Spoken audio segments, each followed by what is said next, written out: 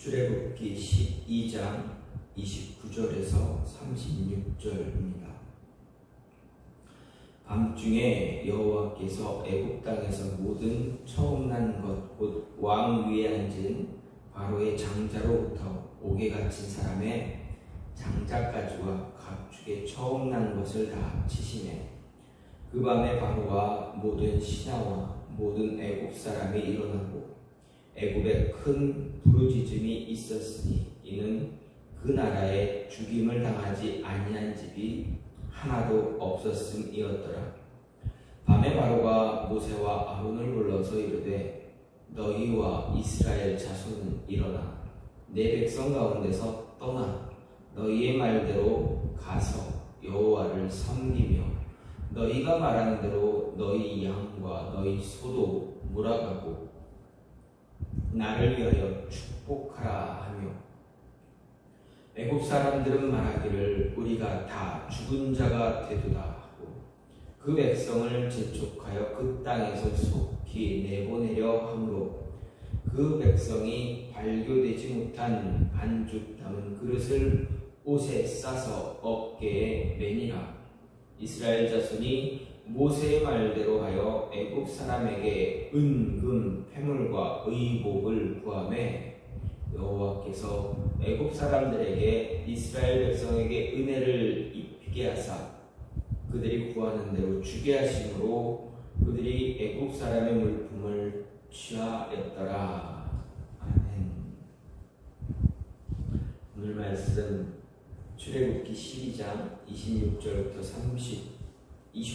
36절 말씀입니다. 오늘 말씀은 우리가 잘 알고 있는 6월절 출애굽에 앞선 6월절을 기념하게 만드는 그런 장자의 죽음, 장자 재앙입니다. 오늘 말씀은 이스라엘이 출애굽을 하게 되는 결정적인 사건의 계기입니다. 애굽의 하나님의 10번째 재앙, 장자의 죽음입니다. 애굽의 모든 장자가 죽임을 당해서 온 애굽 땅에 통곡의 소리로 덮이게 한 그러한 재앙입니다. 이 재앙은 그동안 하나님을 무시하고 멸시하고 또 하나님의 어떤 큰 능력을 보았음에도 불구하고 결코 굴복하지 않는 그런 강팍한 마음을 가졌던 애굽의 왕 바로도 더 이상 버틸 수 없는 그러한 사건이 되었습니다. 버틸 수 없게 하나님께서 바로를 철저하게 무너뜨리셨다라는 것입니다. 그래서 바로는 어떻습니까? 이 재앙이 일어나자마자 속히 모세를 부릅니다. 모세와 아론을 부릅니다. 그리고 이야기합니다. 그래, 너희가 원하는 대로 가라. 너희 백성 데리고 다 가라. 너희 재산, 너희가 갖고 있는 재산 다 가지고 가라. 제발 빨리 가라. 양, 소, 가축들 다 데리고 가라. 단 한 사람도 남기지 말고 그냥 가라. 이렇게 이야기합니다. 그런데 가라고 하면서 한 가지 요청합니다. 가는 대신에 한 가지만 나에게 해달라. 내 요구 하나만 들어달라 말합니다. 무엇입니까? 바로가 모세와 아론을 향해서 요청한 그 요구가 무엇입니까? 다 너희가 원하는 대로 다 가지고 가되 갈 때는 가더라도 나에게 축복하고 가라 이야기합니다. 바로의 이 모습, 이스라엘 백성들을 놓아주면서 마지막에 부탁하는 이 모습, 나에게 축복은 하고 가라. 가면서 나에게 축복은 해달라. 이 모습은 무엇입니까? 자신을 신처럼 생각했던 그 바로, 그리고 애굽에 있던 애굽 사람들이 섬겼던 모든 신들, 그 모든 신들, 그 우상들과 자신이 가장 자신을 가장 숭배했던 그 모습들, 그 모든 것을 다 내려놓고 모세와 아론, 그리고 모세와 아론이 섬기는 하나님을 드디어 마지막으로 인정하고 있다라는 것입니다. 즉 모세와 아론을 신처럼 바라보면서 나에게 축복 좀 해달라. 내가 당한 이 재앙, 이 우리 애굽 땅에 일어난 이 재앙을 극복할 수 있는 힘을 달라, 극복할 수 있는 은혜를 달라라는 것을 마지막으로 부탁하고 있다라는 것입니다. 그리고 이스라엘 백성들은 어떻습니까? 모세의 명, 하나님이 모세에게 말씀하신 그 명대로 애굽 사람들에게 요구합니다. 은금, 폐물들, 옷가지들, 이런 것들을 요구합니다. 애굽 사람들은 어떻습니까? 생각해보니 이스라엘 백성들은 그들의 자녀들이, 가축이, 동물이 단 하나도 죽임을 당하지 않았다는 것을 알게 되고 두려워 떨게 되면서 그들이 요구하는 것 그냥 무작정 다 내줍니다. 자신들은 이렇게 자신의 장자, 자신의 아들, 첫째 아들은 다 죽음을 당했고 또 가축들까지도 죽었는데도 불구하고 이스라엘 백성들에게는 아무런 일이 일어나지 않았음에 두려워 떠는 마음에 그들이 요구하는 것 그냥 내어줄 수밖에 없게 됩니다. 정말 공포와 극심한 공포에 휩싸여가지고 벌벌벌 떨면서 제발 우리 살려달라, 빨리 가라, 우리 살려달라, 너희 빨리 가서 우리 좀 살게 해달라 라고 간청하는, 간구하는, 갈급하는 그런 모습이 되어졌다라는 것입니다. 그래서 이스라엘 백성들은 그 땅을 나오면서 하나님의 위대하심을 보고 그 땅에 하나님의 위대하심을 선포하며 출애굽을 하게 됩니다. 이 장자의 죽음을 통해서 애굽에 있는 애굽 사람들, 그 애굽인들뿐만 아니라 그들과 함께했던 이방 민족들, 이스라엘 민족과 이스라엘 백성과 그 이스라엘 백성을 따르는 그 무리들만 제외하고 모든 백성들, 모든 사람들의 당한 그 재앙으로 인해서 그들이 두려움에 떨면서 깨닫게 된 것, 아니 그들이 경험하게 된 것, 체험하게 된 것 무엇입니까? 하나님의 위대하신 하나님의 능력을 보게 되었다라는 것입니다. 그 위대한 능력을 보면서 두려움에 떨었던 그들을 두려움에 떨게 했던 이 재앙, 이 장자의 죽음, 과연 이 장자의 죽음이 과연 그것으로 끝이 나는가? 단지 애국 사람들을 두렵게 하고 그들 그 두려움 때문에 그 이스라엘 백성들을 놓아주게 되는 그 모습만, 이 말씀, 오늘 말씀에서, 성경 말씀에서 그 모습만 이야기하고 있는가 생각해 볼 때 그 안에 내포되어진 의미하는 또 다른 많은 의미들이 있다라는 것을 생각할 수가 있습니다. 그 가운데서 먼저 장자의 죽음은 모든 것을 포기하게 만든다라는 것입니다. 아니 포기한다라는 것은 모든 것을 내려놓게 하신다라는 것입니다. 모든 건 내려놓게 하시고 철저하게 하나님 의지해야 한다라는 것을 가르쳐주고 있습니다. 그래서 31절 말씀을 보면 밤에 바로가 모세와 아론을 불러서 너희와 이스라엘 자손이 일어나 내 백성 가운데서 떠나 너희 말대로 가서 여호와를 섬기라 이렇게 이야기합니다. 그래서 밤에 바로가 너희와 너희 이스라엘 자손은 일어나 내 백성 가운데서 떠나라 한 것은 무엇입니까?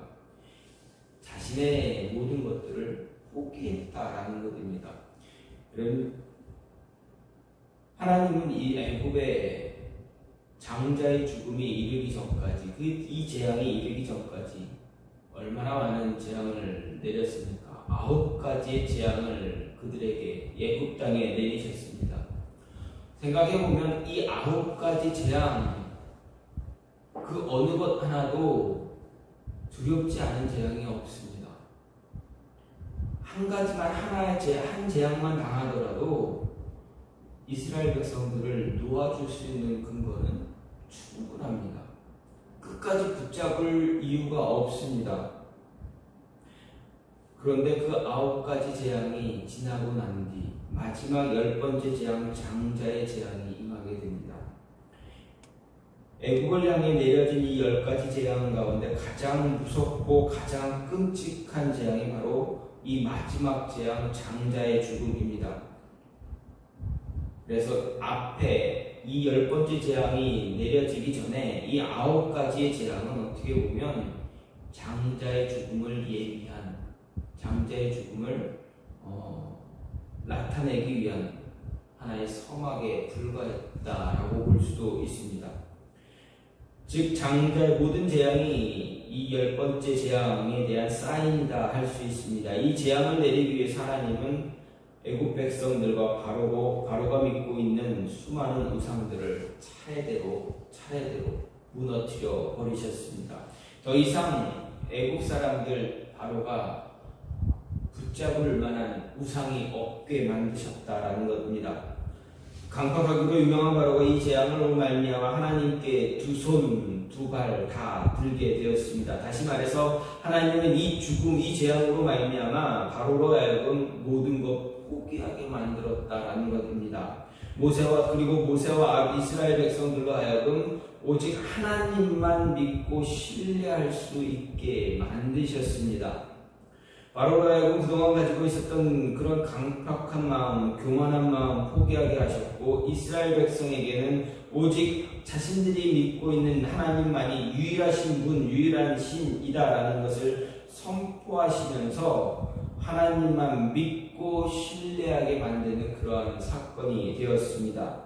이렇게 장자의 죽음은 불순종의 대명사로 불리는 바로로 하여금 하나님 명령에 무릎 꿇게 하시고 순종하게 만들게 만드셨습니다. 특히 바로가 모세와 아론을 밤에 불러 말하기를 너희 말대로 가서 여호와를 섬기라 이야기했습니다. 이때 이 말 가운데 바로의 이 말을 보면서 보게 되는 것은 동사가 6개의 동사가 사용되어졌는데 다 명령형입니다.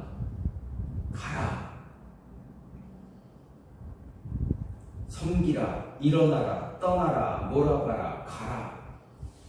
이렇게 6번의 동사가 사용되어졌습니다. 하나의 문장 속에 이렇게 6번씩이나 이스라엘 백성을 데리고 애국을 떠나줄 것을 이야기한 것으로 볼 때 바로의 급박한 마음 그리고 그가 처한 모습 얼마나 불안해하고 얼마나 힘든가 어려운가를 그대로 보여주고 있습니다. 이런 바로의 모습은 과거 거만했던 하나님의 말씀을 무시하고 멸시했던 그때 모습은 완전히 사라졌습니다. 그리고 혹시라도 또 다른 재앙이 당할까, 더 큰 재앙이 임할까 두려워 벌벌 떠는 모습만 나타나고 있습니다. 즉 바로는 장자의 죽음으로 말미암아 모든 것 다 포기하고 하나님께 철저하게 그리고 처절하게 굴복하는 모습을 보여주고 있습니다.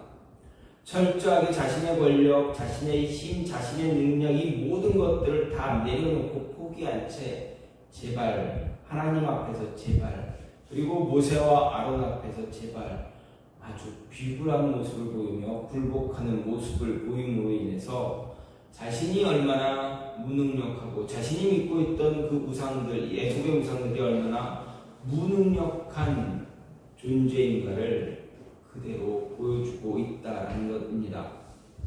장자의 죽음은 이렇게 하나님 앞에서 사람이 얼마나 무능력한 존재인가를 잘 보여주는 한계입니다. 그렇게 하나님 앞에서 불순종하는 어리석음 결코 갖지 말아야 한다라는 가르침을 우리에게 줍니다.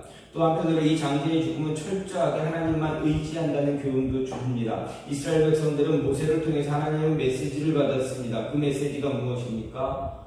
어린 양의 피를 문설주에 바르라는 것입니다.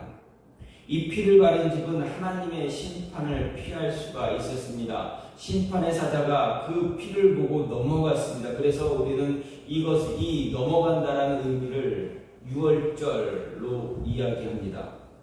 유월절의 의미가 바로 이것을 넘어간다, 이 피를 보고 넘어간다라는 것을 의미합니다. 이 어린 양의 피를 바른 집, 하나님의 심판을 면하게 됩니다. 다시 말해서 장자의 죽음을 피할 수 있게 되었습니다. 하나님의 말씀에 철저하게 순종할 때 생명을 보존할 수 있다라는 것입니다. 하나님의 은혜로 말미암아 죽음에서 생명으로 옮겨지게 된 것입니다. 만일 이스라엘 백성들이 모세의 말을 믿지 않고 어린 양의 피를 문설주에 바르지 않았다면 어떻게 되겠습니까? 그들도 애국 사람들과 똑같은 재앙을 받게 되었을 것입니다. 다행히도 이스라엘 백성들은 모세의 말을 들었습니다. 또한 아마도 애국 사람들이나 애국 백성인들이나 이스라엘 백성들을 괴롭히던 다른 이방인들이 하나님의 메시지를 들었다면, 그래서 자신들의 집 문설주에 어린 양의 피를 발라두었다면 어떻게 되었을까 생각해보고 상상도 해볼 수 있습니다. 그렇다면 아마 장자의 재앙, 장자의 죽음, 이 재앙을 피할 수 있었을 것입니다. 아니, 이스라엘 백성들이 하는 행동을 유심히 보고 왜 저런 행동들을 하나 보면서 유심히 바라보며 혹시라도 따라하는 모습만 있었더라도 장자의 죽음을 면할 수가 있었을 것입니다. 하지만 어떻습니까? 그들은 결코 그렇게 하지 않았습니다. 이것은 무엇을 의미합니까? 순종하지 않음으로 인해서 장자의 죽음, 그 재앙을 당하게 되었다. 그래서 통곡의 시간을 갖게 되었다라는 것입니다. 장자의 죽음, 지금까지 누리며 가지고 있었던 모든 것을 포기하고 하나님께 내려놓음으로 인해서 오직 하나님만 믿고 신뢰할 수 있어야 한다라는 가르침과 함께 그때 생명을 얻을 수 있다라는 교훈을 주고 있습니다.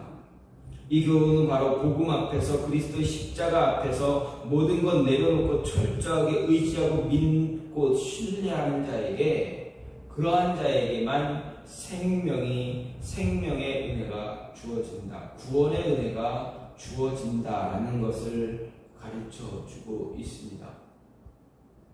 따라서 이 장자의 죽음을 바라보면서 우리가 의지하고 있는 것들, 하나님 외에 우리가 의지하고 붙잡고 있는 모든 것들을 철저하게 내려놓고 하나님 바라보며 하나님 신뢰하며 믿고 나갈 수 있는 모습 가져야 한다라는 것입니다. 또 한 가지는 무엇입니까? 장자의 죽음은 하나님께서 자신의 백성들을 위해서 길을 만들어 가신다는 것입니다. 새로운 길을 만들어 가시는 그 모습을 보여줍니다. 이 죽음으로 인해서 하나님의 구원의 은혜가 시작되고 있다라는 것을 이야기해 주고 있습니다. 가부장적 사회제도와 족장 및 왕권이 절대 우위를 점했던 고대 사회에서 장자의 특권 어떻습니까? 장자의 지위는 어떻습니까? 말로 표현할 수 없는 그런 정말 대단하고 위대했던 것입니다. 그 모습을 우리가 어떻게 알 수 있는가? 창세기만 보면 알 수가 있습니다. 창세기 이삭의 아들 에서와 야곱 가운데 야곱은 어떻습니까? 장자의 특권을 받기 위해서 형도 속이고 형 에서도 속이고 자신의 아버지 이삭도 속입니다. 하나님의 약속이 있었음에도 불구하고 어떻게 보면 참 야비한 모습으로 장자의 특권을 싹 다 빼앗는 그런 모습을 보였습니다. 야곱이 그렇게 형 에서를 속이고 아버지 이삭을 속인 이유 무엇입니까? 장자의 특권이 얼마나 크고 위대한가, 그 특권이 얼마나 큰 힘을 발휘하고 있는가라는 것을 가장 잘 알고 있었기 때문입니다. 특히 나일강을 중심으로 많은 군사력을 보유한 애굽의 경우는 더했습니다. 애굽의 왕권은 장자 중심으로 세습적이었고 장자에게 특별한 권리, 많은 재산이 할당되었기도 했습니다. 특히 애굽의 풍토에서 초태생에게 모든 영혼의 특수성이 전수된다라는 그러한 믿음이 있었습니다. 즉 장자는 신과 애굽 사람들에게 장자는 신과 같은 존재였다라는 것입니다. 그렇게 믿고 받았습니다. 그 존재, 그 능력, 장자에게 속한 그 권력, 그 모든 것들은 다 신이 그 장자에게 다 부여해 주었다라고 믿고 있었습니다. 그렇기 때문에 애굽에 닥친 이 장자의 죽음은 애굽 사람들이 굳게 믿고 있었던 그 세계관, 그들이 붙잡고 있었던 세계관, 즉 자신들이 신의 후손이라고 고귀한 권리를 지닌 정통 왕조라는 그런 교만을 갖고 있었는데 그 교만함을 완전히 부숴버린 것입니다.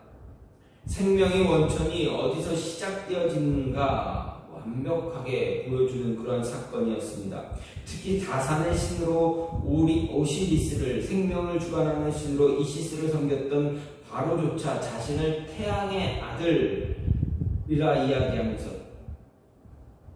또 애굽 백성들로 하여금 자신을 숭배하게 만들었던 그 모습이었음에도 이 장자의 죽음으로 인해서 하나님께 완벽하게 굴복하고 있는 모습을 보여줍니다. 하나님은 세상을 상징하는 바로와 애굽을 완벽하게 굴복시키심으로 인해서 그와 동시에 장자의 죽음으로 애굽의 왕권까지도 완전히 바꿔버리시는 그런 모습을 보여주셨습니다. 이 죽음으로 인해서, 이 재앙으로 인해서 세상의 역사 또한 하나님의 뜻대로 움직인다라는 것을 보여주셨습니다. 완악하게 반대하면서 그 길을 막아 버텼던 세상이 아무리 하나님을 막고 하나님의 뜻을 가로막고 그 앞에서 아무리 철벽을 친다 할지라도, 아무리 큰 장벽을 세운다 할지라도 하나님은 그 장벽을 무너뜨리고 길을 열어가신다라는 것입니다.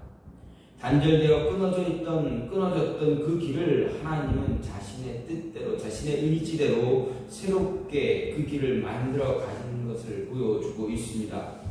또한 장자의 죽음은 단순히 이스라엘 백성들이 애굽에서 종살이를 했던 것에 대한 해방만을 의미하지는 않습니다. 하나님을 끝없이 반역했던 바로를 심판하시는 것만 의미하지 않습니다. 애굽 땅에 살고 있는 모든 사람과 동물, 가축들을 향한 이 재앙은 이스라엘과 함께한 이방인들에게도 해방을 가져다 줄 뿐 아니라 그들이 하나님의 백성이 될 수 있는 기회를 제공받게 됐다라는 것을 의미합니다. 즉 이스라엘 백성들과 함께하길 원했던 이방인들, 그리고 이스라엘 백성들과 함께 출애굽에 동참한 그 이방인들, 그들에게도 하나님의 구원의 역사가 함께 있었다라는 것입니다. 하나님은 단순히 자신의 백성 이스라엘 백성들만 애굽에서 출애굽할 수 있게 해주시지 않았다라는 것입니다. 하나님을 믿기를 원했고 하나님과 함께하기를 원했던 이방인들에게도 하나님은 구원의 길을 열어주셨다라는 것입니다. 그렇게 출애굽을 위한 장자의 재앙, 이 죽음은 온 세상을 향한 하나님의 구원의 시작되고 있다라는 것입니다. 이스라엘 백성들 얼마나 하나님이 자신의 백성들, 자신의 민족을 선택했다고 얼마나 자부했습니까? 얼마나 자부심이 강합니까?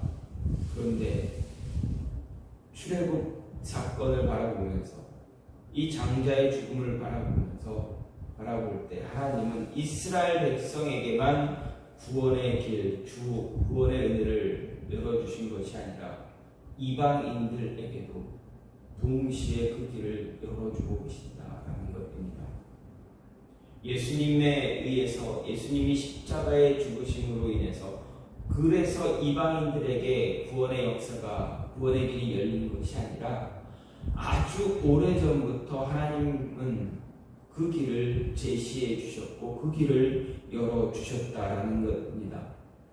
하나님과 함께하기를 원하는 자들, 하나님 앞에서 믿음을 보이는 자들에게 하나님은 그 길을 열어주시고 그 길에 동참할 수 있도록 인도해 주신다라는 것입니다. 장자의 재앙은 단순히 이스라엘 민족을 구원하기 위한 것이 아니라 온 세상을 향한 하나님의 구원의 선포가 시작되어지고 있다라는 것입니다. 우리는 성경 말씀을 보면서 하나님이 아브라함을 선택하시고 한 민족을 선택하셔서 구원의 길을 이끌어 주신다. 그래서 이끌어 주시는 과정이다. 하지만 그들이 하나님을 배반하고 하나님을 떠나는 구약 말기 하나님을 떠나는 그런 모습 때문에 하나님은 한 민족, 이스라엘 민족만이 아니라 영적 이스라엘인 모든 사람들, 모든 세상에게 구원의 길을 열어주셨다.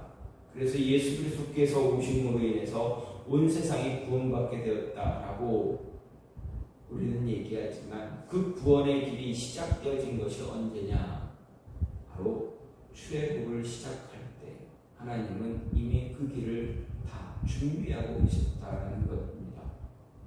장자의 재앙은, 장자의 죽음은 이스라엘 백성뿐만 아니라 온 세상을 향한 하나님의 구원의 길이 제시되고 있다는 것을 보여주고 있습니다. 당시 바로는 세상을 대표하는 상징적인 그러한 나라, 상징적인 인물입니다. 그 상징적인 나라, 상징적인 인물이 하나님 앞에 굴복하게 하고 무릎을 꿇음으로 인해서 온 세상을 하나님께서 통치하고 계신다.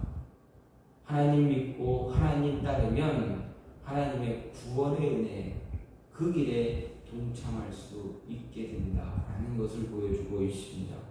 그리고 하나님은 그 길을 열어가실 때 아무리 큰 장벽, 무너뜨릴 수 없는 그 벽이, 그 장애물이 앞에 놓여 있을지라도 하나님은 그 장애물을 다 무너뜨리고 뚫고 나가시는 분이다 라는 것을 우리에게 가르쳐주고 있습니다. 마지막으로 장자의 죽음은 하나님의 축복이 시작되어졌다. 세상을 향한 새사뿐 하나님께 구원의 은혜를 받은 백성들뿐만 아니라 온 세상을 향한 축복도 시작되고 있다라는 것입니다. 구원의 은혜만 있는 것이 아니라 온 세상에 하나님의 은혜가 임하고 있다라는 것을 보여주고 있습니다. 32절 말씀을 보면 바로가 모세를 향해 말합니다. 애국을 떠날 것을 허락했을 뿐만 아니라 모세를 향해서 내가 믿는 그 하나님께 나를 위해 축복해달라 요청합니다. 바로가 모세에게 요청하는 이 메시지에 중요한 의미가 내포되어 있음을 볼 수 있습니다. 모세를 향해 말하는 바로의 요청에는 온 세상을 향한 하나님의 축복이 시작되고 있다는 것 알 수 있습니다. 좀 전에 말씀드렸듯이 당시 애굽이라는 나라, 바로라는 그 인물, 온 세상을 상징한다라고 말씀드렸습니다. 당시 바로는 스스로를 신으로 자처했을 뿐만 아니라 애굽 백성들 역시 바로를 신으로 추앙하고 섬기고 숭배하고 있었습니다. 즉 온 세상이 신으로 여겼던 그 신이 하나님의 종 모세를 향해 무릎 꿇고 축복해달라 요청하고 있습니다. 그리고 이것은 하나님이 출애굽기 7장 1절에서 모세에게 말씀하시기를 모세에게 말하기를 바로에게 신이 될 수 있게 신이 되게 해주겠다. 즉 바로가 너를 신으로 여기게 해주겠다라는 그 말씀이 성취되는 것을 보여주고 있습니다. 모세가 처음에 바로를 찾아갔을 때 바로는 모세를 보며 무시하고 멸시했습니다. 즉 세상으로 묘사되고 있는 이 애굽의 왕은 하나님의 백성, 하나님의 종, 하나님을 멸시하고 있었습니다. 하지만 온 세상을 향한 하나님의 능력이 나타났을 때 어떻게 됐습니까? 무릎 꿇었습니다. 무릎을 꿇게 되고 하나님의 능력의 축복을 간구하게 된다라는 것을 보여주고 있습니다. 다시 말해서 하나님의 능력이 세상에 나타나게 되면 세상은 무릎을 꿇게 되고 도리어 하나님께 축복을 간구하는 그런 입장이 되어진다라는 것을 보여줍니다. 따라서 애굽에 일어난 이 장자의 죽음 사건, 이 사건은 온 세상이 하나님께 축복을 요구하고 요청하는, 간구하는 동시에 하나님이 온 세상에 축복을 선포하고 있다라는 것을 알려주고 있습니다. 즉 복음의 능력이 온 세상에 나타날 때 복음은 세상을 축복하기 시작한다는 것입니다. 그렇습니다. 세상 하나님의 능력, 복음의 능력을 넘어설 수가 없습니다. 그렇게 복음의 능력이 임하기 시작할 때 세상은 복음 앞에 무릎을 꿇을 뿐만 아니라 축복을 간구하는 입장이 됩니다. 장자의 죽음은 바로 이런 의미를 포함합니다. 온 세상이 하나님께 무릎 꿇고 순종하며 축복을 간구하게 만드는 모습입니다. 성도는 세상을 축복하는, 축복을 전하는 그러한 통로가 된다라는 것을 보여줍니다. 세상은 세상에 오신 예수 그리스도를 무시했습니다. 멸시했습니다. 그리고 핍박하기를 멈추지 않았습니다. 결국 어떻게 합니까? 십자가에 못 박아 못을 받고 죽음의 길로 이끌어 갔지만 어떻게 합니까? 십자가의 능력이 나타나자마자 세상은 두려움에 떨기 시작했습니다. 아무리 핍박하고 핍박을 멈추지 않을지라도 십자가의 능력은 어떻게 됩니까? 더 선명하게 드러나기 시작했습니다. 끝내 세상은 십자가 아래 무릎 꿇고 축복을 갈구하는 모습으로 변화되었습니다. 장자의 죽음으로 세상은 하나님께 무릎을 꿇기 시작했고 세상은 하나님께 축복을 간구하는 입장이 되어버렸습니다. 그리고 하나님은 세상을 향해 축복을 선포하기 시작했다라는 것입니다. 복음의 능력을 힘입은 복음의 선포자들, 그들은 세상을 향해 믿지 않는 영혼들을 향해 하나님의 축복을 선포하기 시작했고 세상과 성도를 핍박하던 사람들은 하나님께 축복을 갈구하는 입장이 되어졌다는 것입니다. 복음의 능력이 임하게 되자, 장자의 이 재앙이 임하게 되자 그 위치가 완전히 뒤바뀌게 되었다라는 것을 이야기해 줍니다. 그땐 말로 세상이 갑으로 하나님의 능력이, 복음의 능력이 나타나기 전에는 세상이 갑이었지만 그리스도인들, 하나님을 믿는 이스라엘 백성들이 을이었지만 그 능력이 나타나자마자 어떻게 됩니까? 갑과 을의 관계가 바뀌게 되었다라는 것입니다. 복음의 능력이, 십자가의 능력이 나타나면 이 모든 것이 완전히 뒤바뀌어진다라는 것. 이 장자의 죽음을 통해서 우리가 바라볼 수가 있습니다. 하나님은 이 장자의 죽음으로 모든 것을 바꾸셨습니다. 세상의 모든 권세를 굴복시키심으로 인해서 세상과 성도를 완전히, 그 위치를 완전히 바꿔놓으셨습니다. 멸시받던 이스라엘 백성들, 그들은 바로와 애굽 백성들에게 축복을 선포하는 입장이 되었습니다. 하나님의 축복을 전하는 자의 모습으로 바뀌었습니다. 그들보다 더 권세 있는 자가 되었습니다. 하나님은 자신의 백성을 이렇게 변화시켜 놓으셨습니다. 세상에서 조롱당하거나 멸시를 받았을지라도 하나님은 자신의 백성이 세상을 이길 힘을 주시고 핍박하던 세상에 도리어 축복을 선포하는 자가 되도록 해 주셨습니다. 장자의 죽음은, 장자의 재앙은 바로 이러한 것을 의미하고 있다라는 것입니다. 애굽에서 일어난 장자의 죽음, 이 사건, 이 재앙, 세상이 하나님의 능력 아래 무릎을 꿇게 된다 되었을 뿐만 아니라 오히려 축복을 간구하는 입장이 되었다라는 것을 가르쳐주고 있습니다. 출애굽을 위한 장자의 죽음은 세상을 향한 하나님의 능력의 선포입니다.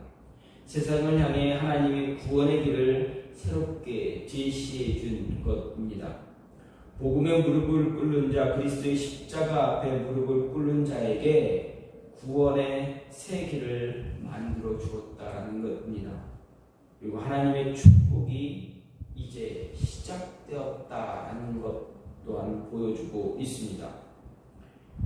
이 장자의 죽음을 통해서 이스라엘 백성들과 또 그들과 함께한 이방 백성들, 그들은 하나님의 능력을 경험하며 구원의 길로 들어섰고 하나님이 예비한 은혜, 축복을 경험하며 또 선포하기 시작했다는 것입니다.